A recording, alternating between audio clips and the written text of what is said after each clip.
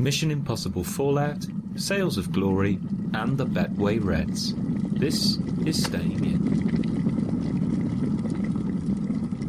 Yeah, that's what I've been doing loads of model stuff recently, loads of miniature wargaming stuff, bit of Bushido, been modelling up my Burrows Badgers with lovely mud base, and Alex is doing something actually fancy, which is a little cobblestone base for Alex. So how do you make mud in miniatures world? Because we've already established that you can't just take stones from the outside and put them on a model. So I take it you can't just get mud. Okay, so it's you can use one of two things. They're kind of very similar. Modelling clay, so something like Milliput, which is also something that, I mean, Sam, you might have some experience with it when you're doing actual real DIY. So Milliput is actually used for fixing boilers and for fixing little cracks in places, and basically it's they kind of both feel like clay. They have the texture of clay, and they come in two separate tubes, and by themselves they just stay in that form, like quite malleable. But as soon as you start to mash them together, they have 24 hours before it becomes basically concrete. So it's very clever stuff. So it's a race against the clock. It's a race against the clock to make Who cobblestones. knew miniatures could be so much fun? Yeah. And there's another one called green stuff, and it's basically the same thing. So you do that, and to do that on a base, you put the two bits of Milliput together, and then you roll it up, and then it becomes the same colour. So it's two slightly different colours, and then they become the same colour. Then you roll it out, and then you press it around the base, and then you use something flat, like the end of a spoon or something like that, and then you mash it into the base, and that kind of gives it a rough texture of mud, something like that. And then Alex did something amazing. She basically just did a really flat surface. As far as I can tell, she did a really flat surface, then scored into it with a carving knife, and basically did proper sculpting into the base. And then for her Burrows and Badgers minis, they look like they're in hers look like they're in a town centre because they're royalists. That's like the role playing side of things. Well, they're like sat at a Starbucks and. Yeah, that's the sort of thing. And then sort of medieval fantasy Starbucks. It's still get the name wrong, but the name is like, I don't know, what's a medieval name? Godric. Anthony? Yeah, no, Godric, but it's spelt like F03 exclamation mark emoji. Anthony, like what? Prince Tony? Yeah. Hey, Prince Tony, where you put the shields? Where the shields? Yeah. Where are you putting with the like bizarrely large turkey drumstick? Where are you putting that? So there's that, and then mine were mud.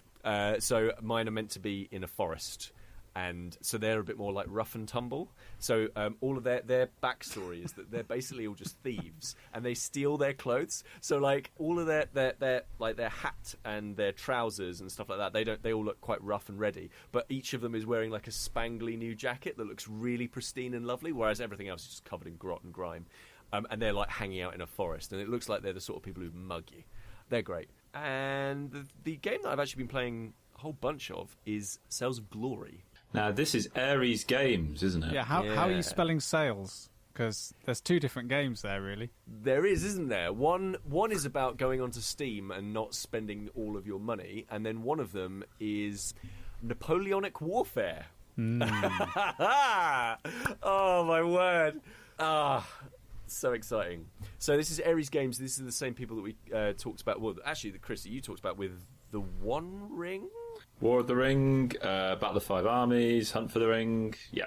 And it's but those are set in the One Ring universe, is that right? They're set in the War of the Ring universe, Lord of the Rings, yeah, by J.R.R. Tolkien. Okay, cool. So, he was a writer from England. Oh yeah. How far back do you want to go? Semi-successful. Yeah, yeah. Okay. I think I'm up to speed. Just. So, as they were doing that, I think at the same time they also were putting out a game called Sales of Glory, and Sales of Glory is Napoleonic-era warships fighting one another. So it's the English versus the French, that's in the starter set, which is what I got sent very kindly. And there's also other factions as well that you can get. So you can buy little expansions which are single ships, and then you add them into the game, and then you can play with different fleets and different kinds of people. And I think you can get little special captains that go on your boats and all that sort of stuff. But the main thing is this. So the starter set comes with 4 ships, 2 French, 2 British, and they are proper old school ships with sails, right? They're not like speedboats. Not like speedboats. There's no motor out the back. There's no hip-hop parties. There's no, like, Cristal getting popped or anything like that. It's none of that. Okay, critical question. Yeah. Right, you're making mud, fair dues, but now we've got a Napoleonic war game. Yeah. The question on everyone's lips is, do they float? Do they what? Do they float? Do what float? The miniatures. Oh, right. Do you just put them in the water? Because in then... Sam's head, Pete, you're sat in the bath doing this. Yeah. And literally, Alex is coming in and you're He's telling us these are like proper little intricate miniatures. These are just absolutely plastic ships that he's bought from the toy shop. She comes in. I'm like, close the door. This is very serious business. He's sat there with he's sat with his little sailor's hat on. Yeah, I was going to say, like, the weirdest thing about it is he's fully dressed in admiral uniform. I don't have a bath, so I can't test it. In the shower, it's even worse. I know. So it's funny you should say anything to do with modelling, really, because these are actually fully painted. They come fully painted. They come fully assembled. You don't have to put anything like that together. It's a miniatures game in the same way that X-Wing is a miniatures game, right? Yeah. So you get the models, you buy them, they're detailed. That's what they're going to look like. I mean, you could respray them, redo them, all that sort of stuff, but I don't think many people do. And indeed, it uses a very similar system to X-Wing. It has movement that is hidden before it is revealed in a turn. So, for example, it's handled in a way that... So you have 2 ships on either side in this starter set, and you have a deck of cards. And the deck of cards is never randomized in the basic game. So I've been playing the basic game, and you have access to all of the abilities of your ship. And you basically choose which path you want your ship to go down using these cards, because... The model, you put the card down, face down on the table, and then everybody else does that. And then you say, okay, is everyone ready? Yep, cool. You flip cards round, and everyone moves at the same time. Then you work out the actual shooting phase, and then you move on to the next turn. This is the basics of the basic game.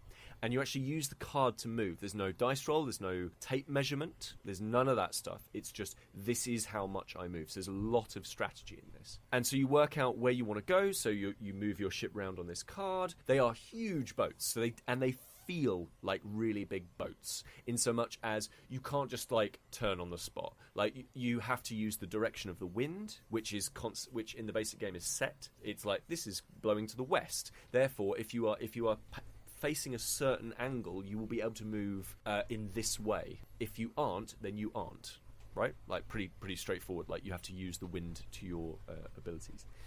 So it has this movement that is hidden, and then you go on to the combat phase. And the combat phase, again, in the basic game, is 2 types of shot, and you have little rulers, and then you basically say, am I able to hit in this range? And you go, because you're not allowed to pre-measure or anything like that. You go, yeah, I'm going to fire. And then you go, yep, okay. And then you figure out, am I in range? If no, then you've wasted your ammo, and you have to take a whole turn to reload. Or, yes, I'm in range. And if you are in range of your enemy vessel, then you begin to take chits out of a bag, and then kind of like Arkham Horror in the way that it handles its luck. The Chaos Bag. The Chaos Bag. Yeah. You take these chits out of the thing, and you see, okay, yeah, that was a miss. That was a hit to the boat itself, or that was a hit to the crew. And in front of you, you also have a set of tracks, and you can lose crew. You can lose damage to your ship, and if you lose damage to your ship, again, this is in the basic game, you become less powerful because you've obviously got less cannons. You've got less crew to man those cannons. You've got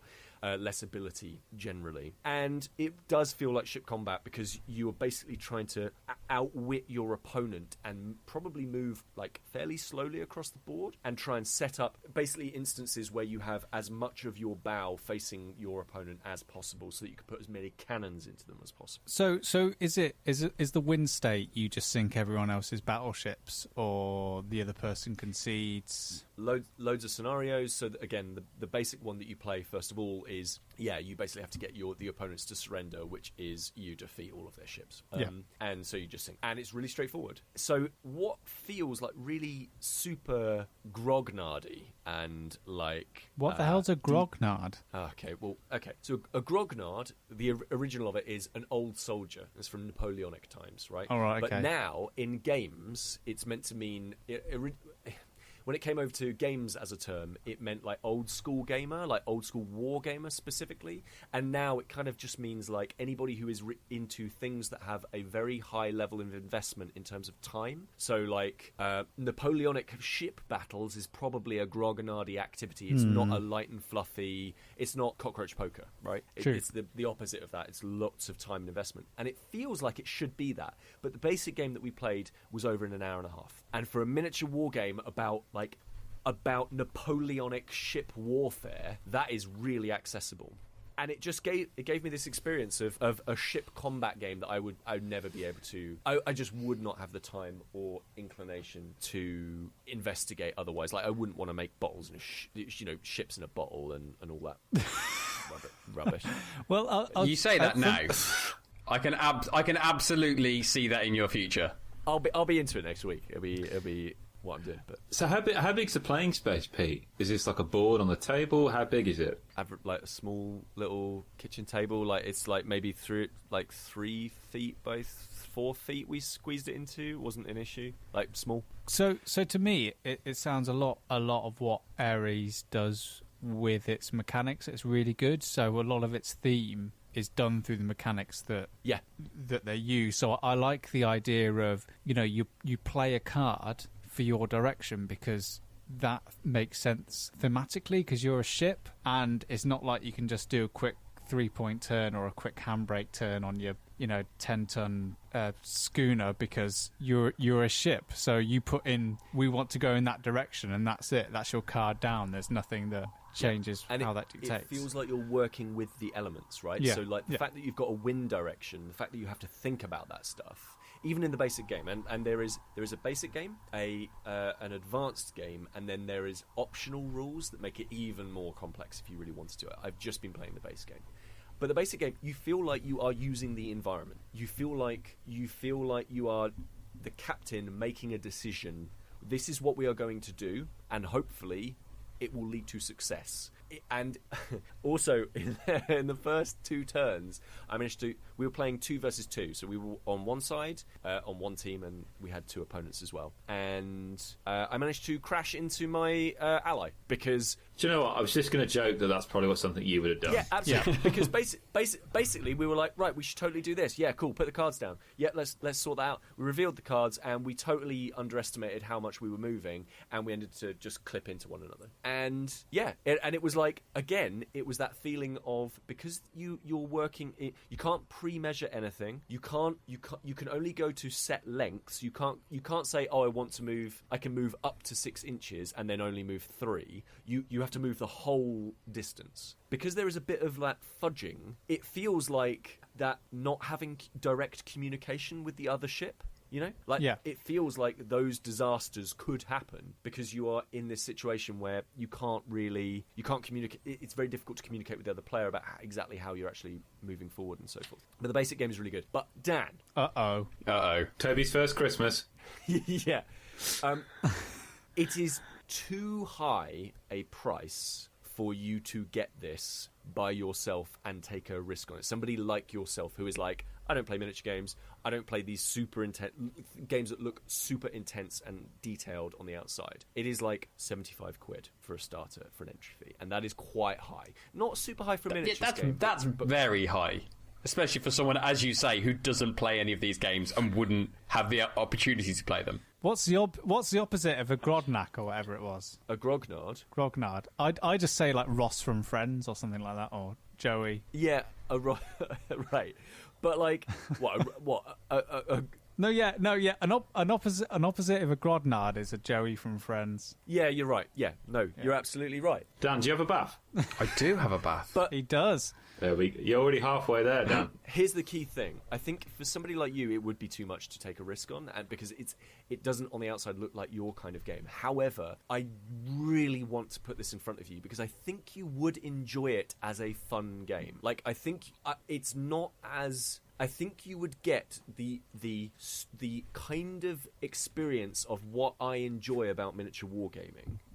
You would get that experience in a time that would not take you 6 hours. It would take you an hour and a half, and you go, oh, okay, I can see why you enjoy this. Yeah, this isn't for me, but I can see why you enjoy these. It's that kind of game. It's this strange middle step between, like, board games and then, like, I've decided to make a I've made a life choice. I've made a life choice. Well, I think I could probably do one better and slip something in between board games and Sales of Glory with the official board game of the D-Day landings. What's it called again? Memoir 44, that's the one. Yep. Like, to me, this is like Memoir 44 sounds like a war miniatures game, just one below in terms of technical ability and understanding. And I think that's more of an introduction of, right, do you like the ideas of controlling miniatures? Do you enjoy the ideas of having... your cards that have got orders on them and you play them not knowing what other cards your player opposite have got. And then once those orders are initiated, everything's down to, well, I can only move my troops there, and this is the result of what that movement or what that dice roll has been. I think both of those games inhabit that space. Genuinely, I think because they're relatively fast and they each have a different element of war games to them. Yeah. A different element only in the way that they have, the dice rolling is a lot more randomized rather than the chits in the bag, which is a system that I really think is great. And there's games like, there is a great history of ship-based miniature wargaming, like Dystopian Wars, for example, or let's say something like Drop Fleet Commander, where it's big hulking vessels moving around a space. And this is that, but it is... in its basic form, slightly stripped down to the point where you could literally get anybody playing this. Like, people who have played at least one board game in their life of any level could play Sales of Glory and enjoy the heck out of it and understand the theme. And that, for me, is, like, brilliant.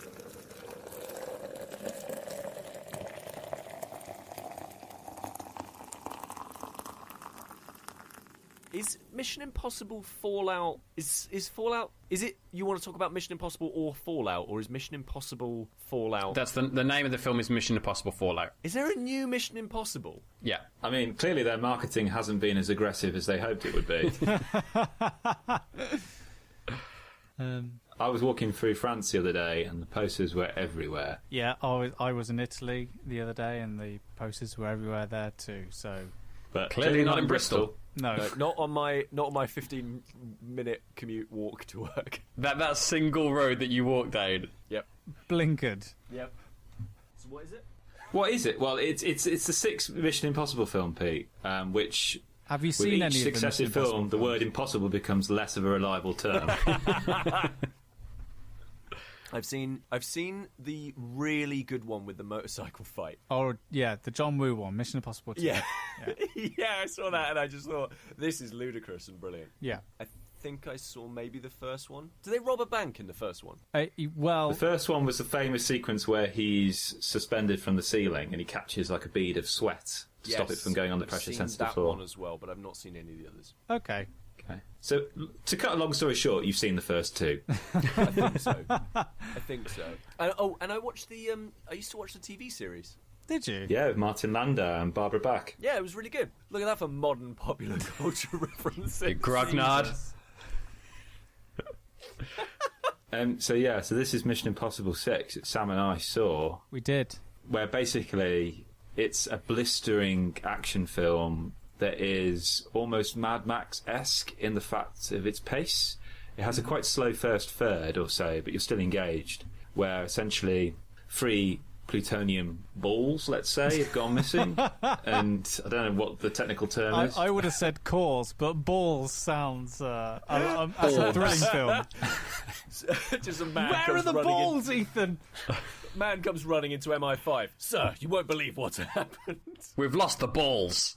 Why make them round? They can clearly just easily roll away if somebody drops them. The balls have gone hot. So they've been misplaced, essentially, and the whole film is about trying to get them back to avoid, as in the title, a fallout of sorts. Yeah. Okay. Yeah, so I hadn't really seen much of the marketing, but that was deliberate. That wasn't just Pete. I chose not to, and I'm really glad I didn't, because one of the things that is incredibly striking, and it only really sunk in after leaving the cinema and listening to Empire's epic, what was it, like 4.5 hours in total, Sam, it'll be? Spoiler podcast. Yes. With just the interview with the director and writer Christopher McQuarrie, who wrote one of my favourite films of all time, The Usual Suspects, who's just an extraordinary man to listen to. He's an anecdote factory. He's incredible. And he's just, every sentence he says is just like, it sounds like law, the way he's describing it. And he's just so honest. And there's something quite heartening about listening to an auteur, essentially, who just feels that he doesn't get it right sometimes. And each time he works, he learns from his mistakes, and he's constantly learning on the job. They didn't have a script when they started filming. Just a list of stunts that Tom Cruise wanted to do. And they only strung a narrative together through the filming. It's fascinating to hear it. And this could have really died on its arse. I mean, it's the 6th film in a series, but it really doesn't. It really doesn't die on its arse. Tom Cruise is incredible. Yeah. He does his own stunts. How old's Tom Cruise, would you say? 55, I think, now. Did you see that tweet somebody put the other day? Tom Cruise is now 3 years older than when Richard Wilson did the first episode of One Foot in the Grave. That's incredible. I mean, he is... he's looking well. Yeah, he's pretty amazing. And no matter what you think about his politics or his lifestyle choices, I think the way that Chris McQuarrie talks about him, and if you like film or have any interest in, movies and how they're put together, I really recommend watching this film and then listening to the fantastic Empire spoiler specials, because the director gives you an insight into how, big budget films are made in quite an honest and candid way. And I think even though this one's a bit unusual in the fact that they were literally putting it together on the day, and just not really knowing how a scene would finish, or knowing that they have to get this stunt in but they don't know how to get to it, that is just absolutely staggering. You think this is a big franchise movie that's being bankrolled by a sort of like a massive conglomerate like Hollywood studio, that they have this kind of direction, but the way the director talks about it just gives you a fascinating insight into his process and how Tom Cruise works and his opinions and ideas of what should go into a movie. And it makes for a fascinating watch. I've probably since the 3rd or the 4th Mission Impossible movie, I've always said that these are the best Bond films that have never been made. I think Bond made a really silly move when it decided to go full on into being Bourne and by that I mean Bourne. Jason Bourne? Yeah, that's the one. Correct. Well done. I think that fitted for Casino Royale, gritting it up and being a bit of a shock. But for me, the best Bonds have always been the one that skirt the line between serious and honest threat, but also the silliness and the outlandish that comes Who's with the best that. Bond? Pierce Brosnan. For me, Timothy Dalton. No, for me, it's Daniel Craig. It's Sean Connery. Anyway. It's Pierce Brosnan. Anyway. Well, what a diverse group we are, and it's not Pierce Brosnan, it's Daniel Craig. Yeah. Well, everyone's entitled to your opinion, but all your opinions are wrong. Anyway, nobody said George Lazenby. At the end of the day, he drove an invisible car. He doesn't get to win the prize. But Sam's absolutely right. The Mission Impossible films, I can just watch at any time. Because, the Bourne films are great, but they're very intense. Yeah. Because there's ridiculous technology in Mission Impossible. They've always managed to kind of present it in such a way in which it could be feasible. It could be doable. That's never really front and centre. Really, the technology, you don't get overly dazzled by it. It's more about the stunts. And on that subject, really, Tom Cruise does all the stunts here. What was it you were telling me, Sam, about the helicopter? So there's one scene in it with a helicopter, and Tom Cruise said that he wanted to have shots inside the helicopter.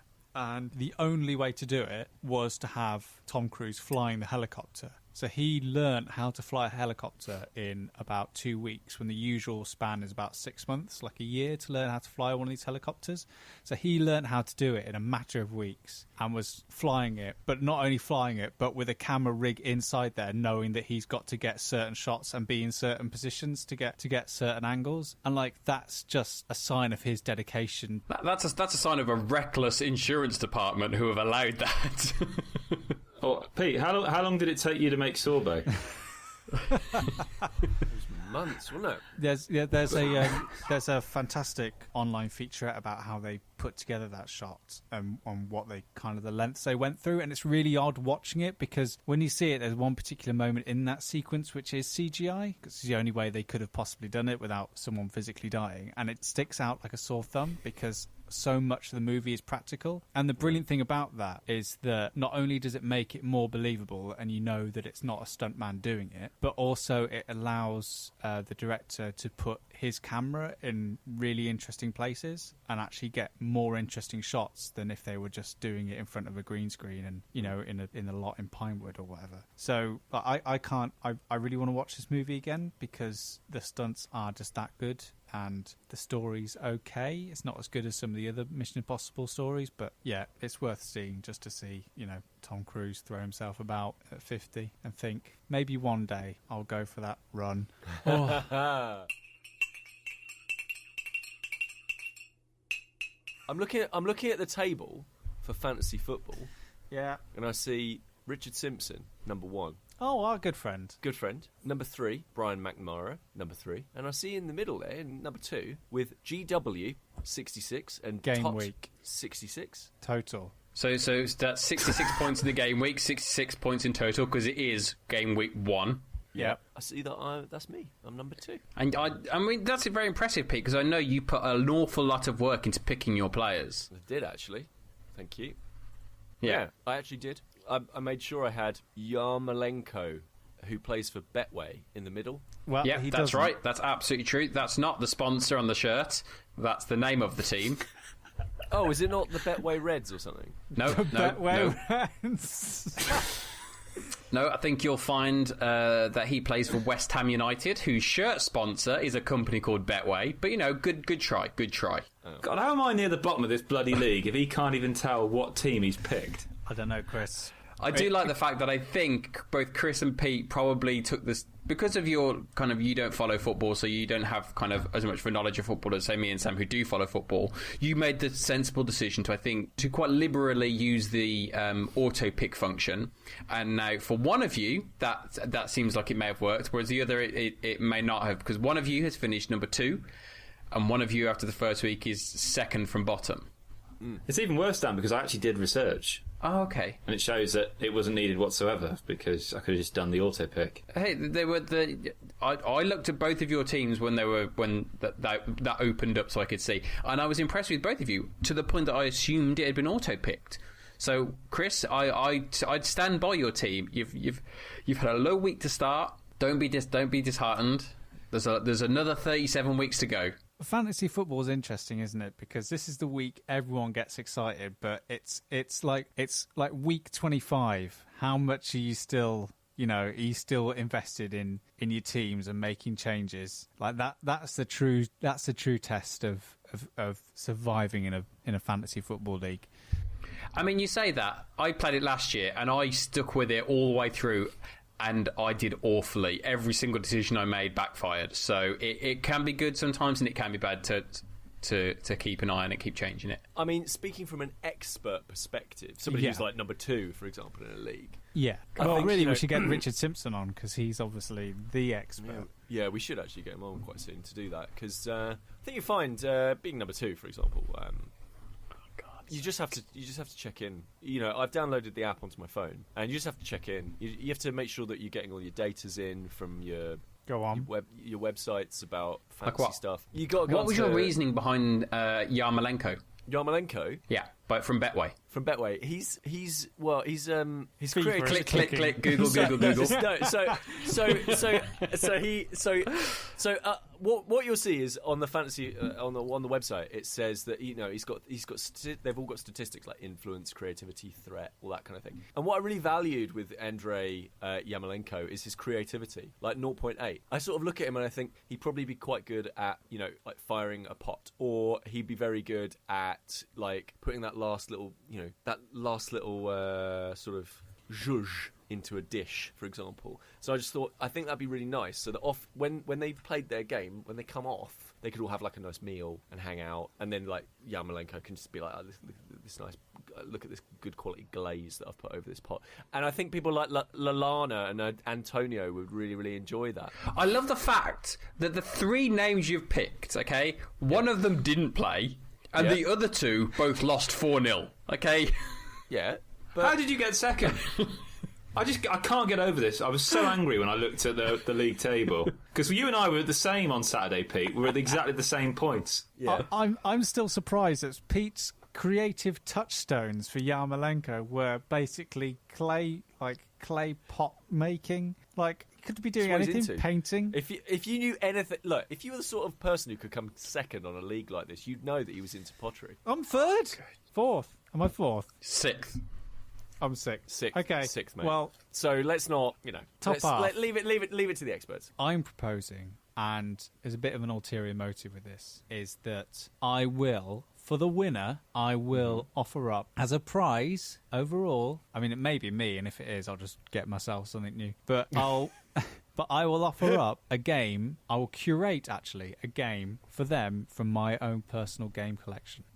A board game. I will match that, and I will get them something as well. Oh, that's nice. Yeah. You know what? Throw me into the bag as well. I'll toss them in there as well. Is this the audio version of us all putting our hands together in the centre? Yeah. Yes.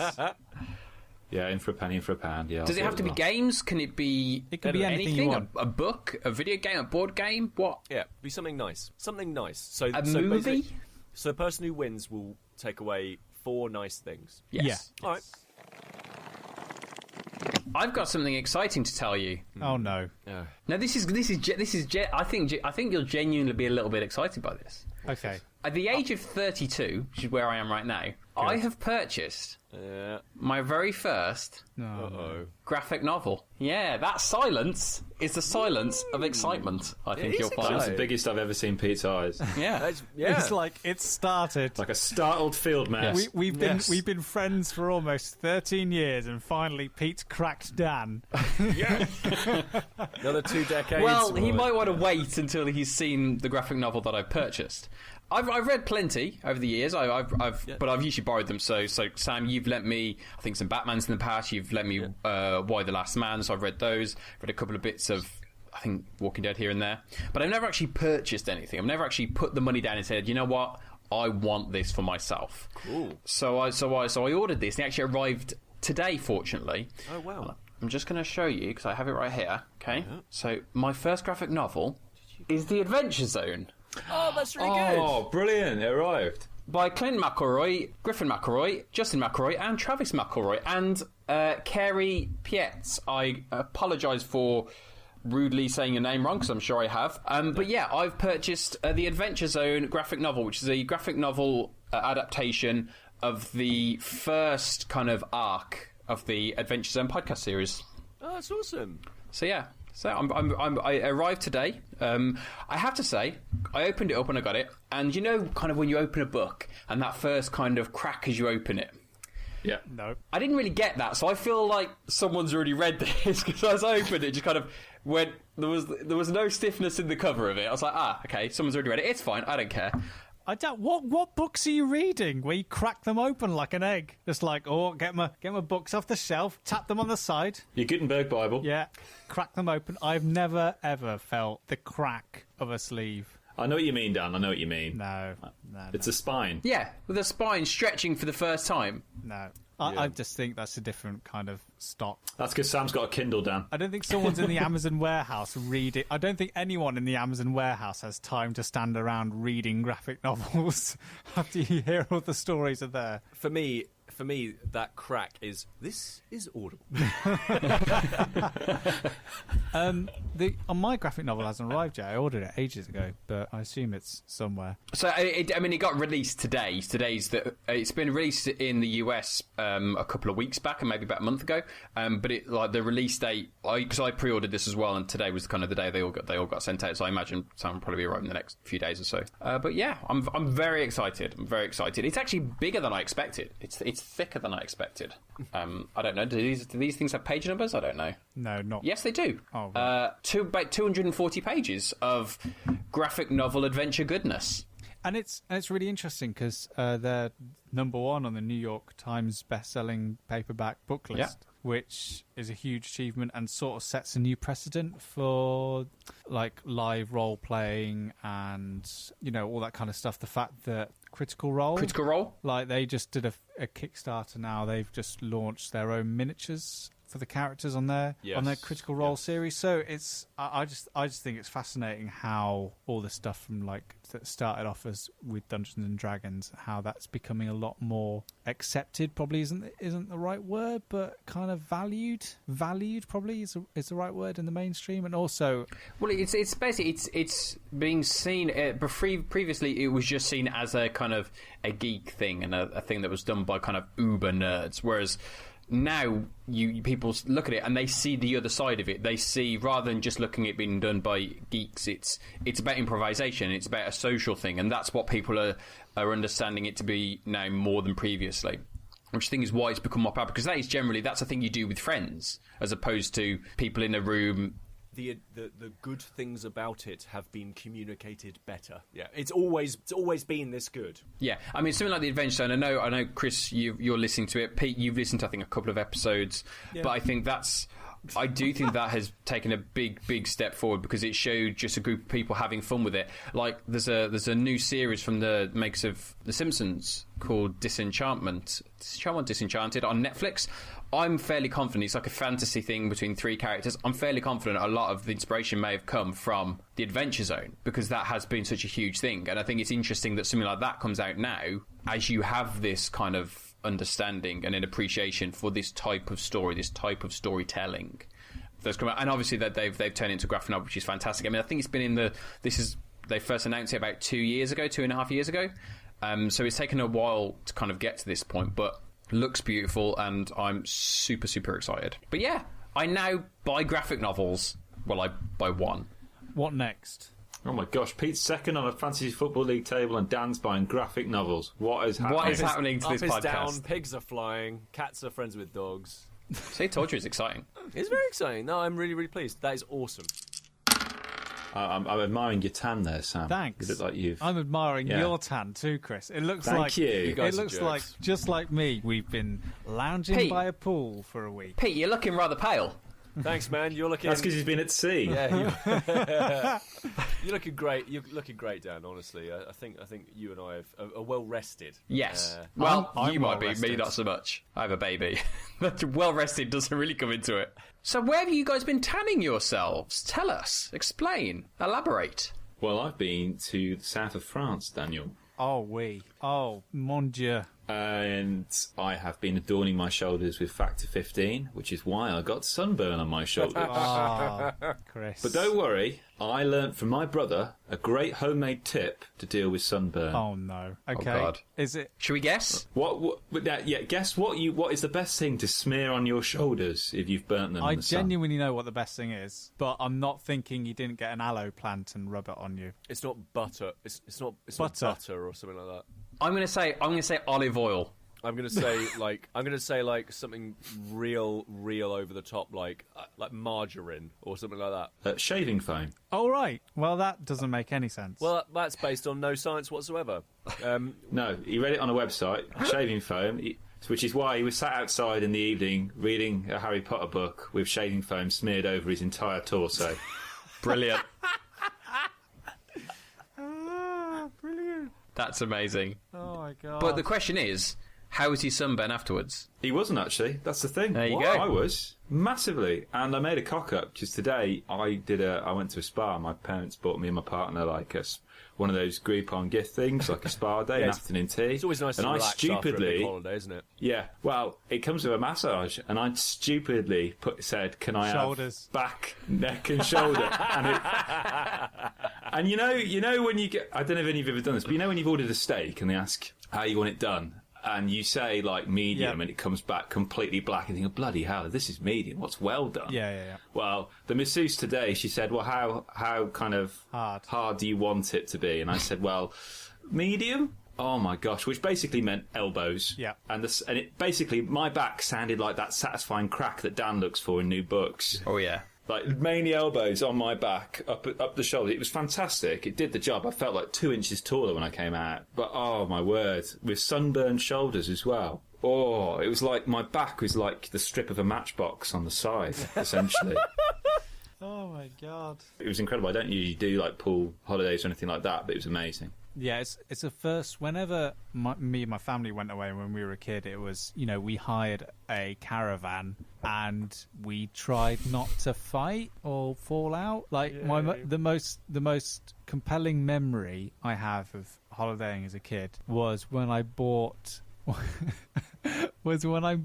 fake cigarettes. There's little tubes that are full of talcum powder. And you just like puffed on them, and they just look like I had one of those in a static caravan once, and I was just sitting in the back, like just puffing away, thinking I was well cool. And then 2 minutes later, it's like. And it was like the owner of the caravan park saying, "Hello, is your son smoking in the back of here?" I was like, "No, they're just fake cigarettes. It's just chalk. It's just talcum powder." I love the idea so much. How close was he patrolling the window? Yeah, that is amazing. I love the idea of you sort of like, I'm really bored. Just like, that's so lame. So anyway, so you can imagine my excitement this week when we went to Italy, went to the hills of Tuscany, and lovely. Yeah, we stayed at this wonderful place. It was a bit scary to start off with. The instructions of how to get there were quite detailed up until a point where it said, "Get to this pizzeria, then call us. We'll come get you." I was like, all right. Okay. We'll send the lads. And this guy drove down in his little Fiat 500, because that's what you drive when you're in Italy. It's the rules. And this very slight-looking guy with a tan and a little like grey goatee. It took us up this winding hill that we had to give you an idea of how isolated this place we stayed at was. The Fiat Panda that we had rented for the week to get up this hill had to go up this hill mostly in first gear. So it was so steep and windy. It was incredible. And then we arrived at this place and we had this whole house to ourselves, and the people who owned it, they were lovely. Martine and Chapor and their lovely dog Shadid. Shout out. And they were just incredible hosts. Like, we'd just be sitting at the pool and we'd turn around and Martine would be there, and she would made like homemade pate on bread with like her own prune jam. What? And Pete That could easily have gone the other way though. I woke up in the night and Martine was there with prune jam. Is Sam smoking at the back of that house? And they had like their own little allotment on their ground, and they were just like, go and take whatever you want. Go and take whatever you want. And they growed they were growing like aubergines and courgettes and cucumbers. Like Chapor we'd be out having like breakfast, and he'd like turn up with a massive cucumber, and in that polite way when you're British and you can't say no. And we ended up on the holiday with these 3 massive cucumbers, and just like we were just making stuff to put cucumbers in because we had so many of them. And Chapor was thinking, God, these guys really like cucumber, don't they? Yeah, exactly. I have to go and get another one now. They just keep eating them. And it was bliss, because they had like this barbecue, and we paid some money to have some wood on it, and then like we'll just go down the garden and cut up an aubergine, oil it, put it on the barbecue, and that was like our dinners. It was fantastic. And I always thought with beach holidays I would like suffer, because not bored, because only boring people get bored, but I get quite sort of fidgety, like if I'm just sitting there doing nothing. So I had to kind of like teach myself how to like just embrace stillness. And I was reading an interesting book just before I went, actually, that Chris lent me, called The Art of Stillness, and the importance. It's a great book. And the importance of, you know, sitting still and just like not even meditating, almost just the art of like enjoying nothingness and being away and being away from everything. So I just got a good book, put on my factor 30, and didn't get burnt. And just absolutely just relaxed for a whole weekend. We went for a whole week. We did one trip where we went to Florence for the day. We went to the Uffizi gallery, which was great if you really love pictures of Madonna with her child. Not Madonna the singer, but Madonna the Virgin. Because I'll tell you what, those Renaissance painters, they got, especially Italian, they were very Renaissance ahead of their painters, time. They love that Madonna and her baby. I love her. Yeah, so that was lovely. The highlight of Florence was seeing Galileo's middle finger, which was fascinating. Well, his actual... So, hold on. Yeah. Just to be clear, this is Galileo's actual middle finger, not some painting called Galileo's middle finger. or some kind of star constellation. Yeah, he's just pointing up at the sun going, I figured you out. No, it's his actual... In the Galileo Museum in Florence, there's this. I'd recommend it, actually. The Uffizi's good, but really you only go there to see some Caravaggio, like his Medusa on a shield is there, which is absolutely startling. It's just an incredible piece of work. And there's some early Leonardo da Vinci, like one of his unfinished works, which is another like a fascinating piece to see, like how, because you get an idea of how like one of those massive paintings is constructed, because it looks like he was just halfway through it. And then Botticelli's Birth of Venus is there as well, which is all right. But mostly it is like Catholic Renaissance art, and Sweet. there is only sort of, as I previously said, there's only sort of like one thing that they really want to depict in Catholic Italy, which is like the Madonna holding a child and the crucifixion. So that's all you see for a lot of the Uffizi. But what's wonderful about Italy and Florence in particular is obviously the Medici family were behind a lot of its prosperity and how the city was put together. So it is a city built on promoting the arts and the sciences. So alongside the Uffizi is the Galileo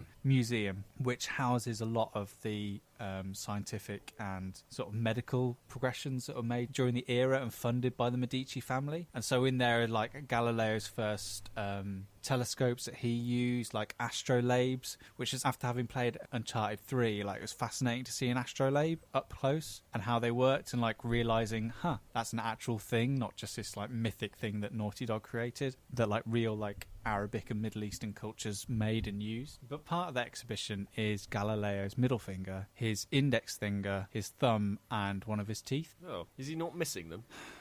I think he's dead still, Pete. Being a man of science, I'm sure he's definitely not missing those parts of him. No. But yeah, fascinating place, Italy. It's great. And yeah, I've been to Italy once. I went to Rome a number of years back, and I absolutely adored it. But I'm. It's been a while since I did kind of a holiday where I actually properly did stuff, kind of in terms of you going there and you actively going sightseeing and going, like when I went to Rome, you go and you do all the cultural stuff. Quite a lot of the holidays I've been to, kind of, well, at least pre-baby anyway, have been beach holidays, because I just wanted to go and lie down and relax and just go and lie down. Just go and lie down in the sun, have a drink, have some food. Me and my wife always have a thing of, it's always no judgment. You can do whatever you want on holiday. You can drink whatever you want, eat whatever you want, and the other person not allowed to judge you. So if you want a burger for breakfast, you have a burger for breakfast. If you want another burger for brunch, you have another burger for brunch. That's absolutely fine. Doesn't matter where you are. Even if you're in Italy, burger's fine. Talking of food, since I've come back, I've not had, and this will shock you all, I've not had a packet of crisps or a sandwich since. Good lad. I just can't. We ate so much bread and cheese and pasta. Yeah. Oh. Oh no! I came back and had a sandwich straight away. I discovered the Holy Trinity in France. The Holy Trinity for me was just fresh bread, which I picked up for the boulangerie in the morning, because I love that in France. Yeah. It's this law that every settlement, or I can't remember the specifics of it, has to have a bakery there, where people are able to get bread very early in the morning. It's brilliant, honestly, to get fresh French bread. They've got wine on tap. Literally, you go to places and it's like in vineyards, and they've got like hose pipes coming out the wall, and you fill up your bottles, and that's your wine. So just I just love that kind of you can literally just get these kind of beautiful kind of fresh ingredients. The aubergines are not just this dark blackish purple that we have here. They're all these different shades and hues of purple. It's just incredible. The cucumbers, tomatoes, the garlic was the size of my fist, like a bulb of garlic. We have massive tomatoes. Quickly, Chris, because this, we've got to stay on brand. What games do you take away with you? What was a hit? What was a miss? The biggest hit by far was Survivor, which I first played at your house. Yeah. And I bought the expansion as well, which allowed up to 6 players. So we played that pretty much every night. Fantastic. Which is basically, for those who don't know, it's a board game where the premise is that you're on the island of Atlantis at the centre, and the island is made up of these hexagonal blocks. You flip them over, different things happen. But basically, the island itself is sinking, and you have to try and get all your people, designated by your colour, onto boats and to one of the 4 corners of the board, which is safety. But on the way, there are whales, there are sea serpents, there are sharks that may hinder you or even just eat you. And the expansion I've got has got dolphins, which can protect you, and there is a giant squid which can actually take people off the land. So it really adds some very interesting spice to the game, but we had a lot of fun with that. My mum bought a board game, actually. Oh. She's a colleague of hers had played it with a relative, and she brought that, and I actually found that quite fun. It's a frantic, fast-paced game. For those who like Dobble, I don't know if any of you have ever played Dobble. Yeah, we have. This is called Cobra Paw. You've probably seen it in... It's available in most board game shops. It's also like in bookshops like Waterstone, say, for example. Imagine you've got dominoes, but instead of like the little pips, the numbers, you've got like Mahjong symbols. All right, yeah. They're all in front of you. So basically, say if it was a 2-player game, one of you rolls 2 dice, and the symbols that are on the tiles appear on the dice, and there's only one set of the combination there, so you won't get that replicated anywhere else. And you've got to, quick as you can, find the tile that matches that combination of dice. Yeah, but it gets even better because you pull it into your area in front of you, but if that combination comes up again, somebody could just take that away from you in front of you. Oh, so you've got to guard not only your own, but look to what other people have got and the centre. It goes up to 6 players. No.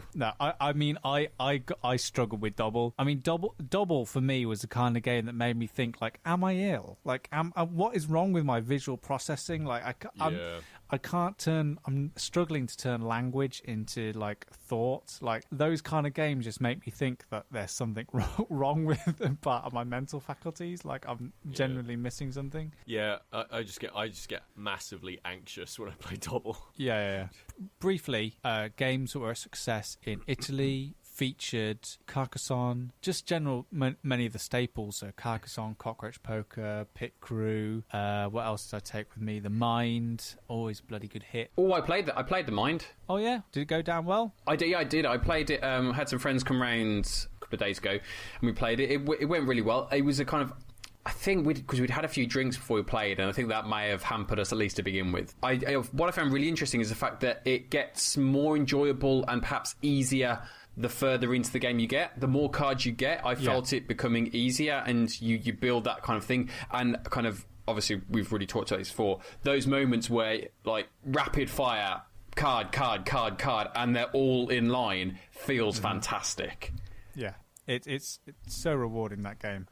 But the interesting thing that we took away with this, I'll be very brief with this because we've talked about these games before, but I just want to make a very good point about one thing, is that I took away 2 of the Exit escape room games with me. So Cosmos were very kind enough to send me 2 of their games, The Sunken Treasure and A Murder on the Orient Express. 2 of their Exit games that they've got out. And they're both fantastic, brilliant experiences, and the Murder on the Orient Express one was the hardest one I've ever done, mainly because it combines escaping from an escape room but also you having to solve a murder alongside it. Like, that's part of the solution. But interesting. The Sunken Treasure one is, if you've never done any of these games before, if you've never done an escape room before or ever bought one of these boxes to take home with you, the Sunken Treasure is one that I would wholeheartedly recommend as a first playthrough. So if you see that... Is that because it's easier or because it just it flows really easily in terms of giving you all the information that you need?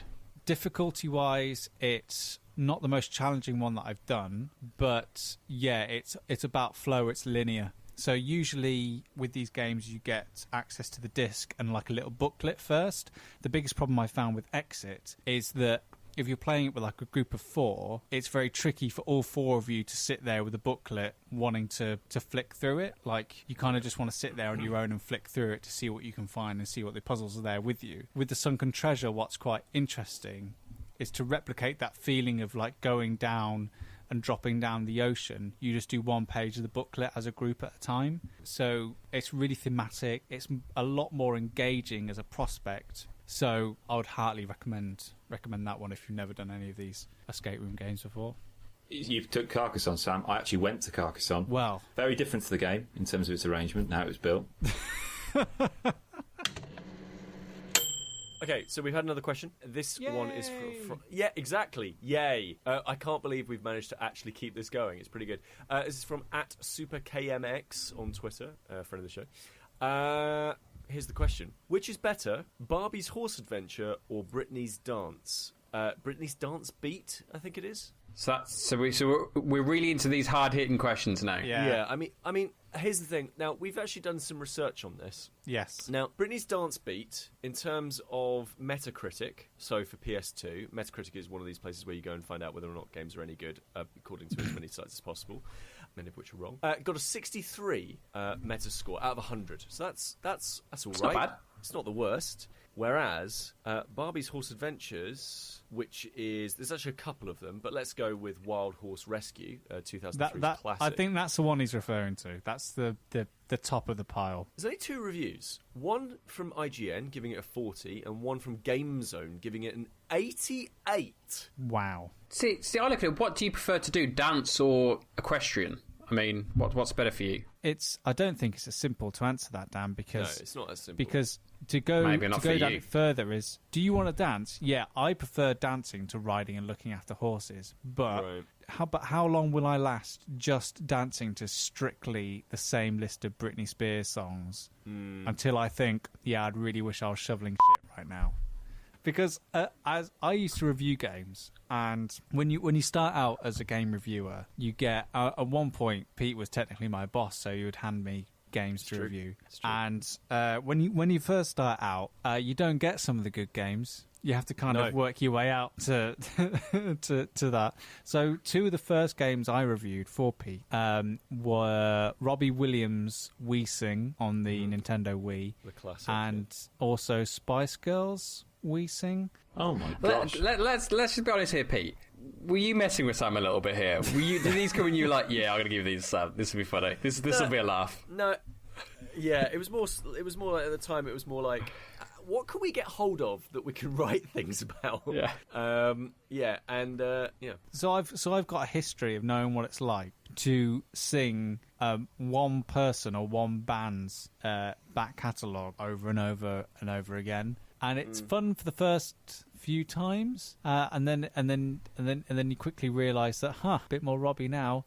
Let's get my friends over.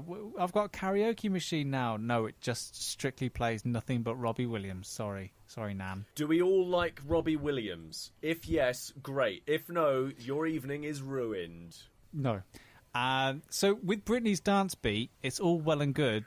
Well, you're doing Oops, I Did It Again and Toxic and the other ones. But I think Britney's Dance Beat gets the edge, but only if you've got one of those rubbish plastic mats that you remember you used to get for the PS2 that were so crinkled and creased that were pretty much useless, but were fun. And also, I've done another little bit of research into Britney's Dance Beat, and apparently it's only 90 minutes long. Because the premise of the game is that you're auditioning to become one of her dance crew. Like, she starts off the game saying, like, when I'm out touring, the people who dance with me, they're like family, so I need to know that, like, you are like family. So to do that, you need to have like 5 or 6 auditions before you do like the final audition for Britney. It's also only probably that long because, according to Wikipedia, the game contains 5 songs. Oh, right. See, when I was watching videos on it, I just thought, that would just must be like one section. But no, really. Wow. There's just 5 songs. Barbie's Horse Adventure. That is the clear winner. My thinking is also Barbie's Horse Adventure. My thinking behind that is I play games for escapism. I'm already a bad dancer. I don't need to play a game to tell me I'm a bad dancer. Yeah. So I've never ridden a horse. So absolutely, Barbie's Horse Adventures, escapism. Yeah, give me a bit of that. You've never ridden a horse, Dan? I have not. I've never ridden a horse. You never forget. I've ridden a horse. Have you? Yeah. I was always really worried I was going to get thrown off, though. But I didn't. Well, it was okay. Well, you would be. It was okay. I would be. I'd like to do it at some point. And Chris, you're organising the stag, so there we go. Barbie's Horse Adventures. So that unequivocally we've answered that question. What is better, Barbie's Horse Adventure, Wild Horse Rescue? We're going with that one. Yeah, because absolutely, 100%. I'm just looking at pictures of Shetland ponies now. There's a picture of one of them in it. There's one of them in. They're in cardigans. Okay, this is it. That's the end. Stop. Not just of this episode, Sam. Forever. Yeah. Wrap it up. I feel like this is the pinnacle of this podcast. We'll never beat this. Shetland ponies and cardigans. That's it. Done. That was Staying In with Dan Frost, Sam Turner, Peter Winnington, and myself, Chris Darby. If you've enjoyed this episode, please make sure to subscribe to us wherever you get your podcasts. If you'd also like to leave us a review, we'd be really grateful. Visit stayingin.podbean.com for more information and links to all the things we've covered in this episode. And come find us on Facebook or on Twitter @stayinginpod. Thanks for listening.